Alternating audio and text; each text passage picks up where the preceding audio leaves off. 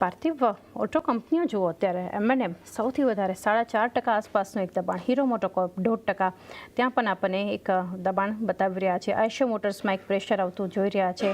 Tata motors ત્યાં પણ એક વેચવાલી જોઈ રહ્યા છે. અને ગ્લોબલ ફ્રન્ટ પર જોઈએ તો ટ્રમ્પ ટેરિફ ટેરર જે આપણે જોઈ રહ્યા તો રેસિપ્રોકલ એક ટેરિફ પણ આપણને ઓટો પર ઓવરઓલ આવતું જોઈ રહ્યા છે. અન્ય દેશો પર લગાવ્યું છે, પરંતુ કઈ રીતે એક વ્યૂ રાખો છો અહીંયાથી ઓટો માટે હવે શું કરવું જોઈએ?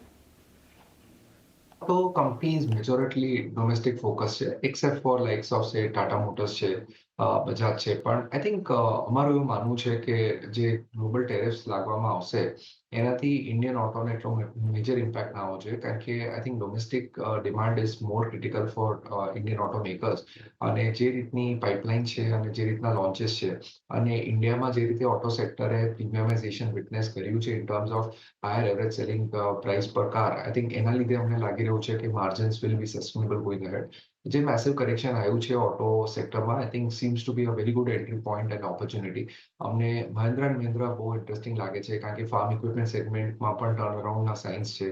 પ્લસ યુટિલિટી વ્હીકલ્સની અંદર જ્યાં એ લોકો માર્કેટ લીડર્સ છે, પ્લસ ઇવીની અંદર પણ નવા લોન્ચેસ જે છે they have garnered very strong booking amount value to almost 8,000 crore, which is very encouraging sign. તો એવા સંદર્ભમાં આઈ થિંક આ પ્રકારની કંપનીઝ કે જે પ્રીમિયમાઇઝેશન પર ફોકસ કરે છે, સારા પ્રોડક્ટ છે અને માર્કેટ શેર આઈ થિંક લઈ રહ્યા છે despite the slow growth in the entire sector, મને લાગે છે will outperform over the long run.